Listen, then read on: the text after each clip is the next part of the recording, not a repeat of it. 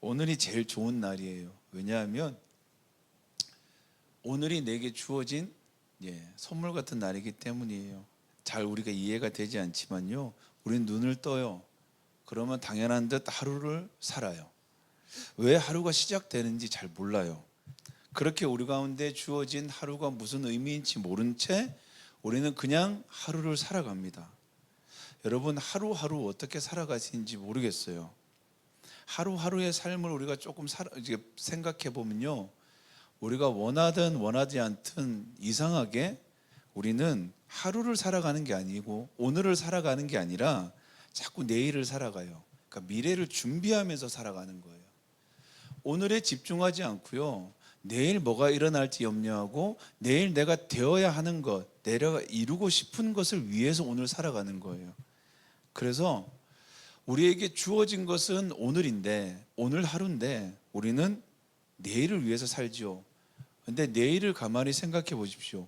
내일은 우리 가운데 반드시 온다고 약속할 수 없는, 약속되지 않는 날이에요. 오늘은 우리에게 주어진 거지만 이 오늘이 내일도 당연히 주어질 것이라는 것은 누구도 약속하지 않았다는 거예요. 그럼에도 우리는 어떻게 해요? 내일이 반드시 올 것처럼 살아가요. 그리고 그것을, 내일의 삶을 오늘 산다는 거예요. 그러니까 오늘의 삶을 살아가지 못해요.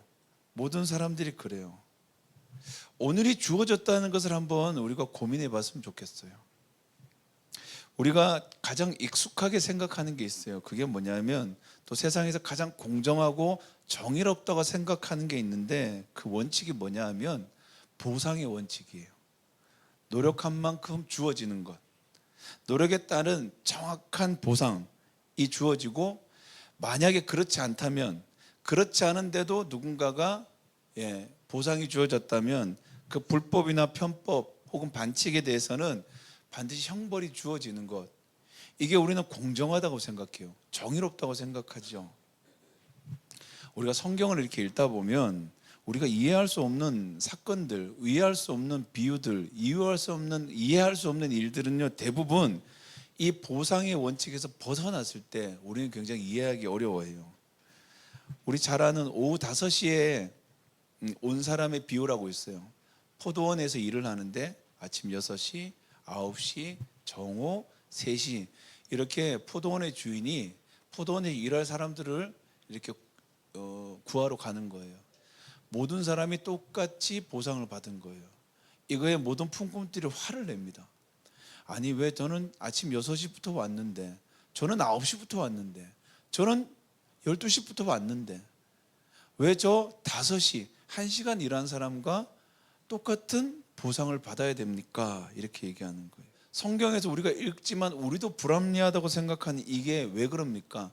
보상의 원칙에서 벗어나서 그래요. 이 보상의 원칙에서 벗어나기 시작하잖아요. 그럼 우리는 어떻게 해요? 허무하고 박탈감을 분명히 느껴요. 이 세상 모든 원칙들이요, 보상의 원칙으로만 돌아간다고 한번 생각해 보세요. 보상의 원칙만이 유일한 정의라고 생각하면요, 우리 가운데는 더 이상 사랑도 용서도 존재하지 않을 거예요. 왜냐하면 사랑, 용서 이런 거는요, 이 보상의 원칙을 방해하는 존재이기 때문에 그래요. 이 사랑을 해도요, 이 보상의 원칙에 들어가잖아요. 그러면 이유 없는 사랑이 없는 거예요. 용서도 마찬가지요. 조건 없는 용서가 있으면 안 되는 거예요. 그런데 사랑과 용서는 어떻습니까? 사랑에는 이유가 없고요, 용서에는 조건이 없는 게 용서예요. 그런데 이 보상의 원칙 안에 살아가다 보면 사랑도 사랑해야 할 이유가 생겨야 사랑하는 거예요. 사랑받을 이유가 있어야 사랑받을 수 있는 거예요.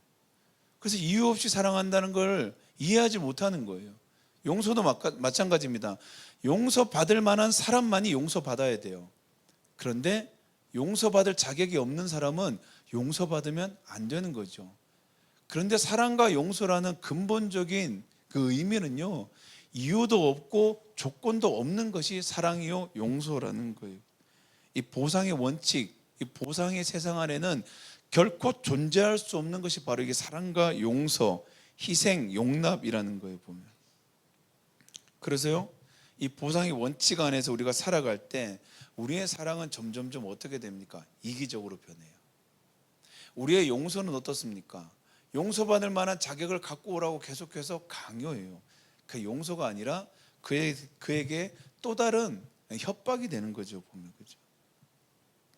이런 원칙에서 우리가 생각해 보는 거예요. 이 오늘은 어떤 날일까요?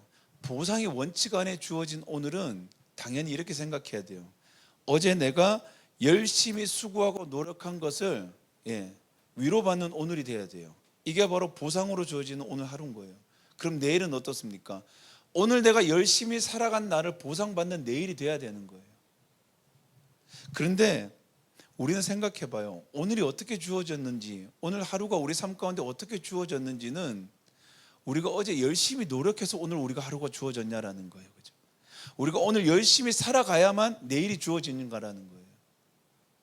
그러니까 이것은 보상의 원칙과 아무런 하든 관계가 없이 우리 가운데 주어지는 하루라는 거예요. 오늘 주님이 그 얘기를 하고 있는 거예요. 우리는 당연하듯이 오늘 하루가 주어질 거라고 우리는 확신해요. 그리고 내일도 내일 아침이 주어질 거라고 또 확신하고 살아가요. 그런데 다른 어떤 것들은 다 어떻습니까? 다 보상을 구해요. 내가 한 만큼 받기를 원해요. 우리가 한 만큼 받는다면, 그렇죠? 오늘이 주어질까라는 거예요. 여러분, 하루가 주어진다는 것을 우리가 성경적으로 얘기하지 않고요, 과학적으로 한번 살펴봅시다. 해가 뜨고 해가 지는 거예요. 하루가 주어지는 거예요. 과학적으로는 어떻게 해요? 지구가 자전을 하기 때문에 하루가 주어지는 거예요. 봄이 오고 여름이 오고 가을이 오고 겨울이 오는 건 어떻습니까? 지구가 태양을 중심으로 공전하기 때문에 주어지는 거예요. 근데 물어보는 거예요. 여기에서 우리가 한 일이 뭐가 있냐라는 거예요. 지구가 자전을 하는데 우리가 한 일이 뭐가 있을까요? 지구가 태양계 중심을 돌고 있는데 거기에서 우리가 한 일이 뭐가 있을까? 오늘이 보상으로 주어진다면 우리가 이 일에 우리의 노력이 어느 만큼 들어갔냐라는 거예요. 이 자연의 이치와 자연의 질서 앞에서 우리가 노력하고 우리가 헌신한 게 과연 무엇이 있는가라는 거예요. 그럼에도 불구하고 오늘 하루가 주어졌다라는 거예요. 성경은 이것을 은혜라고 표현합니다. 거저 받는 것, 거저 주어지는 것, 우리 가운데 덤으로 주어지는 것을 성경은 은혜라고 얘기해요. 그래서 성경 안에 있는 모든 하나님의 역사는요, 은혜의 역사라고 말하는 것이 우리의 노력과 헌신으로 주어지는 게 아니라는 거예요. 바벨탑을 쌓아갑니다. 하늘까지 우리가 닿자, 하나님까지 높아지자라고 그들의 노력으로 닿기 위해서 탑을 쌓고 성을 쌓아가요. 그들의 노력이 이 모든 것들을 이룰 수 있다고 생각합니다. 그러나 주님이 그들 안에 어느 하나만 흩어져도, 언어만 흩으셔도 그들이 지어지는, 그들이 연합하는 모든 것들은 다 깨어지는 거예요. 그들은 그들의 노력과 그들의 모든 재능으로 그들의 삶이 보상받는다고 생각했어요. 그래서 우리의 삶 가운데 주어지는 모든 것들은 당연하다고 생각했어요. 그런데 오늘 하루가 우리 가운데 주어지는 것은 결코 당연한 일이 아니었다라는 거예요. 오늘 본문 로마서 4장 4절이 이렇게 얘기하죠. 일을 하는 사람에게는 품삯을 은혜로 주는 것으로 치지 않고 당연히 보수로 주는 것으로 여깁니다. 이렇게 얘기해요. 열심히 하는 사람이면 사람일수록 자기 삶에 주어지는 것을 은혜로 생각하지 않는다라는 거예요. 뭐로 생각합니까? 내가 열심히 해서 그런 거지, 내가 노력해서 그런 거지, 내가 은혜입니다, 하나님이 주셨어요 라고 얘기하지만 그 마음 가운데 그것이 전적으로 주어지지 않는다라는 거예요. 여러분, 겸손하십니까? 라는 거예요. 겸손하기 힘들어요. 저도 겸손하지 않고요, 우리 모두가 겸손하기 힘듭니다. 왜냐하면 겸손하다는 뜻은 이거예요. 60억의 인구가 있잖아요. 60억 인구 중에 내가 제일 못났다고 생각하는 사람만 겸손할 수 있어요. 왜냐하면 내가 누구보다 조금이라도 낫다 생각하면 그건 겸손이 아니에요. 겸손함은 이런 거예요. 내가 60억의 인구가 있으면 이 중에 내가 제일 못하구나 라고 생각이 될 때만 겸손할 수 있는 거예요. 그런데 내가 60억 인구 중에 한 명이라도 내 밑에 있다고 생각하면요, 겸손할 수가 없어요. 이게 겸손의 정의예요. 예수님이 겸손하시다 그러잖아요. 예수님이 이 땅에 하나님이 인간이 되시고 인간이 죄인이 되신 거예요. 죄 없는 분이 죄인이 되셔서 이 땅 가운데 가장 저주받은 형벌을 받으셨다. 근데 그것을 어떻게 해요? 기꺼이 순종하셨다 이렇게. 그래서 그분이 겸손하신 우리 예수님이라고 얘기하는 거예요. 이렇게 우리가 될 수가 없는 거예요. 이걸 깨닫기 전까지는요.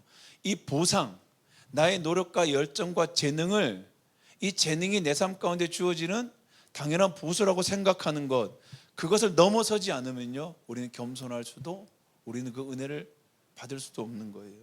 오늘 하루가요, 그냥 우리 가운데 보상으로 주어진 하루가 아니라는 거예요. 오늘 하루가 우리 가운데 선물처럼 주어진 거예요. 누군가는 그렇게 얘기해요.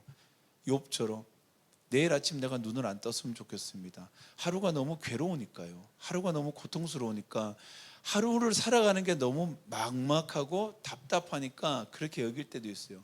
그런데 징글징글하게 아침에 눈이 떠져요. 그리고 오늘 하루를 또 살아가야 돼요. 어제 내가 고통스러웠던 하루가 오늘 또 반복적으로 살아가요. 그래서 하루를 살아가는 게 너무나 고통스럽고 지옥이라고 생각되는 사람도 있습니다. 변하지 않을 것 같은 하루를 또 살아가요. 내일 또 살아가겠지? 내일 또 살아갑니다. 하루하루가 그렇게 지나가요. 그런데 오늘 주님이 그래요. 그 하루, 오늘 하루가 살아가는 너희에게 너무나 고통스러웠던 그 하루가 너희에게 보상으로, 너희에게 형벌로 주어진 것이 아니라 너희에게 은혜로 주어졌다라고 얘기하는 거예요. 그러면 이렇게 생각하는 거예요.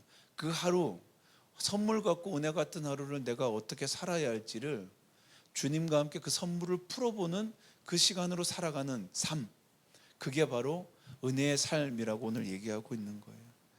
경건치 못하고 사람을 의롭다 하시는 분을 믿는 사람, 내 삶 가운데 보상이 아니라, 내가 내 삶 가운데 보상으로 주어진다면 형벌밖에 없지만 이 삶을 주님께서 나를 이끌어 주신 것, 아무 공로 없어도 믿음으로 의롭다함을 받을 수 있는 사람이라는 거예요.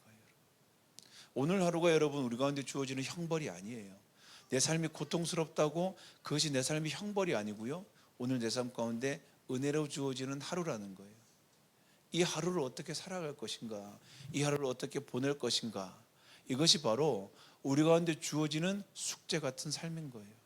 오늘 아침에 일어나서 우리가 교회로 오는 거예요. 이게 보통 일이 아니에요. 모릅니다. 우리가 다음 주에 우리가 모이지 못할 수가 있어요. 우리가 그걸 코로나 때 그렇게 겪었잖아요. 예배로 만났는데 다음 주부터 교회가 폐쇄되고 예배로 모일 수 없는 시간들이 그렇게 1년 넘게 지속될 줄 우리가 아무도 몰랐어요. 우리에게는 내일이 확정적으로 어떻게 주어진다고 우리 가운데 말하고 있지 않아요. 약속하고 있지 않아요. 그러나 오늘은 우리 가운데 확실한 약속과 선물로 주어졌어요. 그렇다면 우리가 오늘 어떻게 살아야겠습니까? 라는 거예요. 보상으로 주어진 하루가 아니라 은혜로 주어진 하루였다면 우리가 오늘을 은혜로 풀어내고 은혜로 살아갈 수 있는, 미워하기보다는 사랑하고 마음에 원망을 품기보다는 용서하는 하루, 왜냐하면 내게도 거저 주어진 하루이기 때문에 묶여있는 것보다 풀어가는 하루가 되기를 우리 가운데 오늘도 주님의 그 은혜가 함께하기를 간절히 축원합니다. 기도하겠습니다.